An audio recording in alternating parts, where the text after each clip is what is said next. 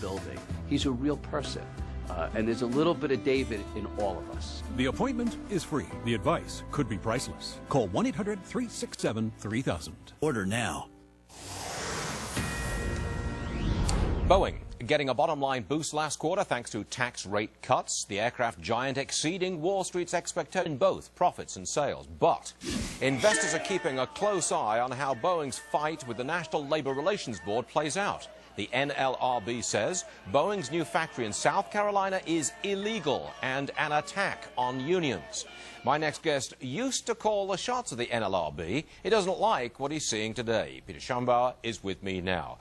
Peter, this looks like, now you tell me straight here, this looks like direct punishment for Boeing to daring to open a factory in South Carolina, a right-to-work state. Is it? Well, unfortunately, Stuart, I think you can look at it that way. There's no basis for the claim that this was retaliatory. Boeing had every right to open a new plant in South Carolina. It could have opened a new plant anywhere. This was a non-union plant. And because some Boeing officials said that one of the reasons was to avoid some of the strikes which they had experienced in the state of Washington, the General Counsel has claimed that that was retaliatory against the union employees. Well, you used to run the NLRB. Does that Labor Board have the power to interfere like this? It has the power to attempt to interfere. I think it's highly unlikely that a circuit court of... I always thought that the NLRB was supposed to be down the middle. Granted, it would be appointed by a Republican or a Democrat president. I got that. But it was supposed to be middle-of-the-road adjudicator in this kind of dispute. But it looks to me, you tell me straight, looks to me like they're taking sides. Well, I think you're correct. The current leadership at the NLRB is of a view that one of their roles is to promote unionization, to augment union power and to make organizing easier. But in fact, their role is to be neutral and to consider the legitimate interests of both management and unions while they protect employee rights. Well, we're showing a picture right now of Craig Becker. He was a recess appointment by President Obama. That's the gentleman you're talking about, the one who clearly favors the unions. Do you think that the NLRB is doing his bidding, Craig Becker?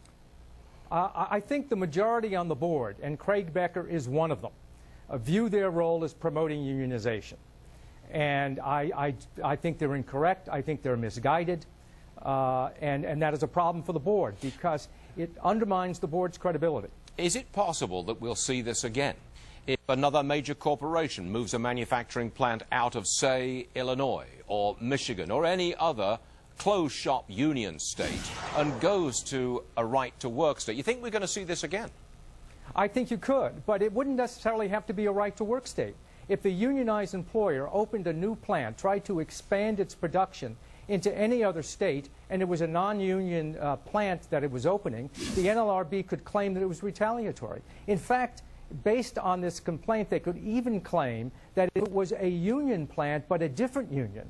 And it was done because the employer felt that it would have a better relationship or a different relationship. It could claim it was retaliatory. So there's really no limit to this, but it makes no sense. But, okay, it makes no sense and there's no limit to it. Is it possible, though, at the end of the day, Boeing will not be allowed to open that plant in South Carolina? I do not believe so. Could they pay a fine and still open it? No. My understanding is Boeing is proceeding with its plant in South Carolina. And as I said, it goes to a hearing now and eventually goes to the board. And even if the board were to agree with the General Counsel, more likely than not, in fact, I'm highly confident that a Circuit Court of Appeals would disagree because it's a legitimate business objective to seek to avoid work stoppages. All right. You used to run the NLRB.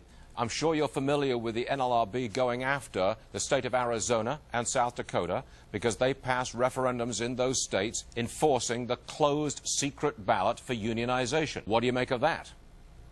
Well, one, the NLRB does not have the authority under its statute to institute litigation. So I'm surprised they did that. Generally speaking, what the board does, it waits for a third party, and then it will file an amicus brief. I also question the timing of this because there is no case or controversy. My understanding with regard to the state amendments is that they favor the secret ballot election. They don't prohibit voluntary recognition by card check. Am I going overboard if I were to say this looks like gung-ho, down the line support for the unions come what may from the Obama administration using the NLRB? Those were your words. I wouldn't disagree with them. Are you a diplomat, sir? Because they were indeed my words. Would you use them yourself? Amongst friends, I may. But not on live television. All right, Peter Schaumber, you are a diplomat, and we do thank you very much for joining us, sir. Very good stuff. Thank you. When you think of sausage, look at it, do you ever think about how it's made? Not pretty. Maybe a lesson for the Fed?